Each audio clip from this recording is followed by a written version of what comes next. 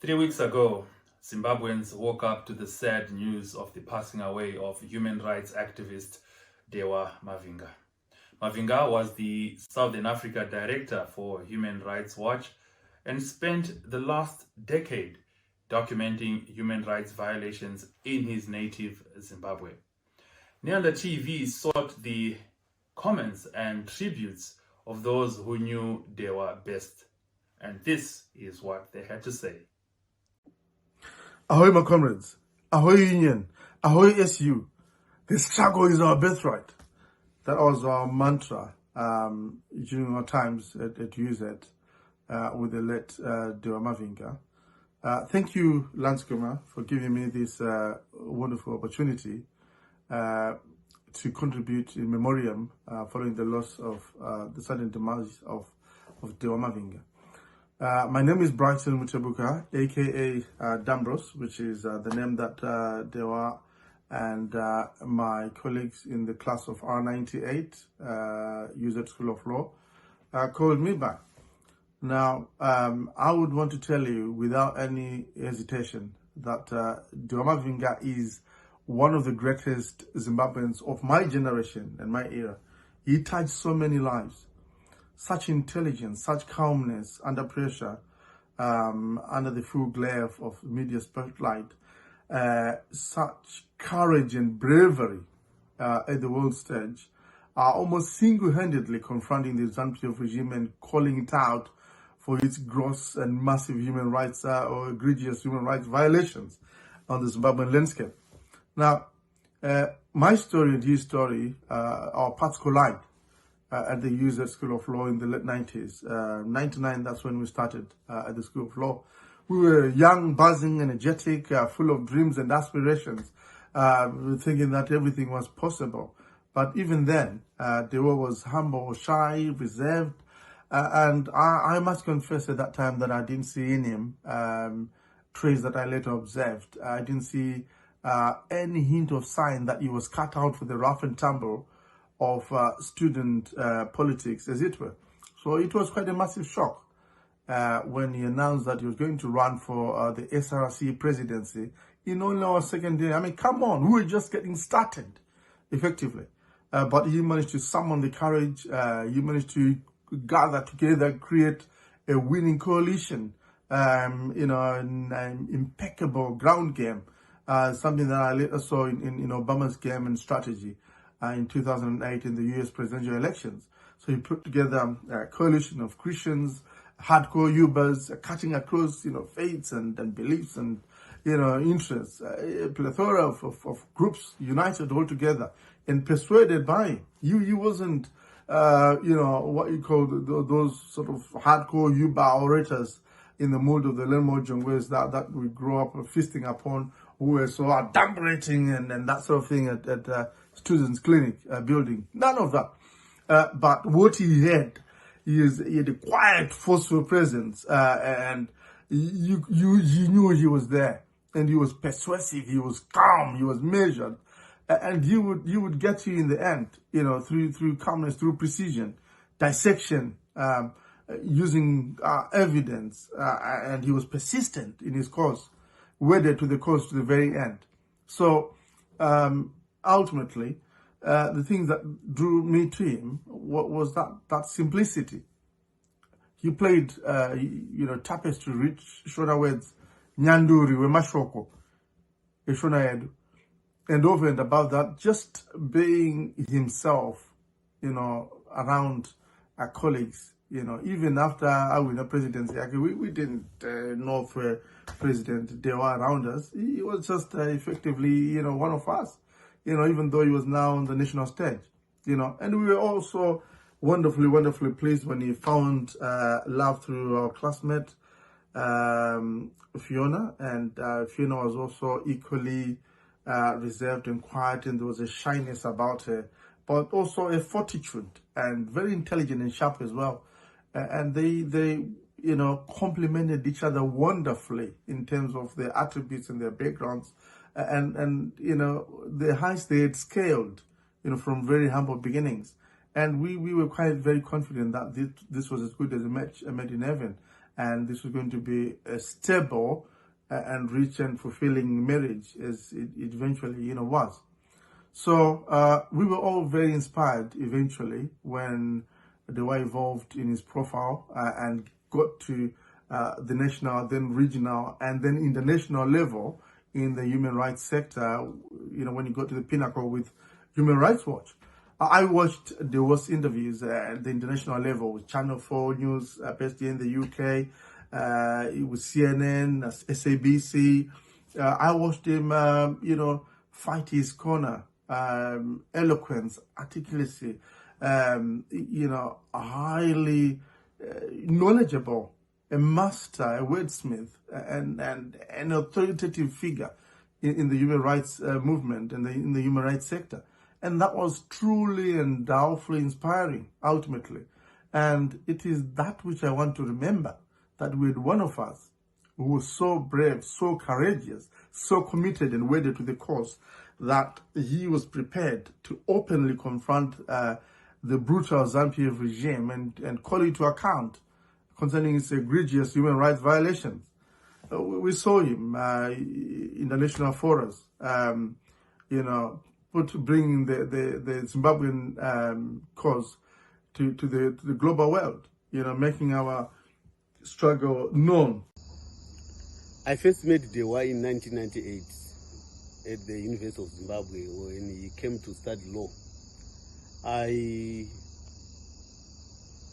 knew him firstly through my young brother Wellington. They were studying together. They were studying LLBS.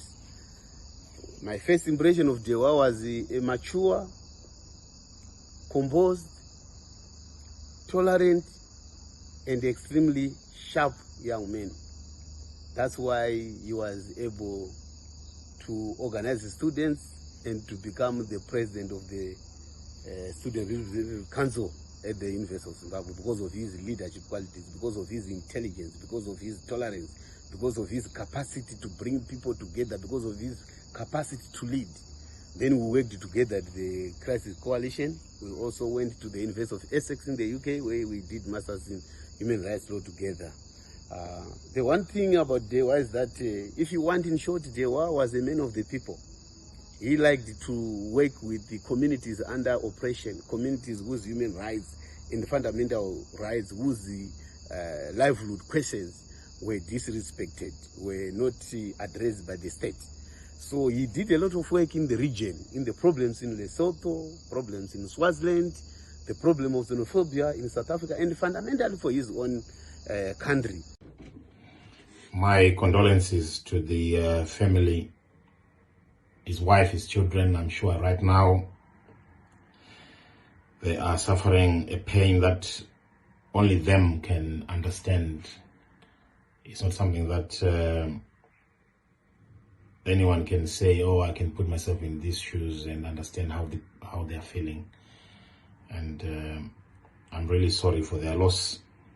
And most importantly as well, we have lost, as Zimbabweans, a young man who had a bright future. Started at the University of Zimbabwe as president of the SRC, and from that time up to the time he died, he never stopped fighting for justice, fighting for the rights of human beings. Not only was he now fighting for the rest of Southern Africa, but he is one person I know he had passion to make sure that by the time he departed this earth, he would have made an impact in terms of making sure that he would have left the world a better place than he found it in. I would have been here celebrating his life, but I'm really here sad that I think his journey, his mission was cut short. And for that, I'm really sad, really. And may his soul rest in peace. And I'm sure he's out there with the angels. And it's really a sad event, sad situation. My name is Freeman. I've known Dewa since our time at UZ. He was actually my senior, and on most of the things I looked up to him for guidance. He was a very patient guy. He was a peace builder. We argued a lot on different topics. There were times we didn't see things the same way. There were times that we were on the same side. When you had him on your side, you knew that you probably were going to win whatever argument you were having. We worked on a number of things together. It's kind of painful that he's leaving. He has left us, actually, because we had plans for 2023. We had spent sleepless nights trying to, get the ball rolling. We were just brainstorming on a number of ideas. And we were really looking forward to working together again and trying to shape, the trajectory in 2023. And now that he's gone, you start wondering again. But again, we have a foundation that he has laid for us. We still have to carry the torch. It's painful, and I know that the family right now is going through a tough time. But I just want to assure them that Dewa was one of the best guys that I've worked with professionally. Even as a friend, you knew you would always be there. You would give 100%, if not more, in everything that he was doing. And I know that he has left a legacy that we should all be proud of. He's going to live way after our lives, because he fought a struggle that was consistent. He was very consistent to his religious values. He was consistent to his democratic values. He was also consistent to the moral values that he upheld. He was always sober. That's one thing that I liked about him. Sober in terms of his mind, and sober in terms of even not drinking alcohol. And, sometimes in the things that we did, he was always the sober guy in the house trying to bring peace. And I'm glad to have lived in his time, and I'm also glad that he shared a piece of him with us. Hi, this is Honorable Mliswa. I would like to pass my condolences to the Dewa Mavhinga family, a great human rights advocate across the board. Not only was he Zimbabwean African, but at national level he did that. He fought for what was good. He corrected the narrative. Where Zimbabwe was attacked for human rights, he would come up with the right narrative from a fact-finding mission. He was professional. While a lot of people thought that he was against the government, he was never. He was somebody who stood for the rights of the people. The rights of the people are some of the most important pillars of any democracy, and as such, may his soul rest in peace. The only thing that is unfortunate is that we don't have a hero for people who've done well in their expertise. I hope one day we can be able to reward them, because the founding principles of the struggles are equally important if they are buttressed by a certain generation. A generation has lost a champion. The human rights world has lost a champion, but he leaves a legacy. May you and I continue to push the agenda of human rights. Thank you. Always stood out for me about Dewa is the fact that he was very purpose-driven. He knew what he wanted to do right from the outset. It was that purpose which led him to decide that he wanted to run for the presidency of the Student Representative Council at the University of Zimbabwe. And he won that and became a student leader. Alongside those school activities, he would actually also do research work for human rights organizations in and around Zimbabwe. And that was a clear demonstration of where his passion lay. And I do believe that the only reason why Dewa actually felt like this is because he's a humanist.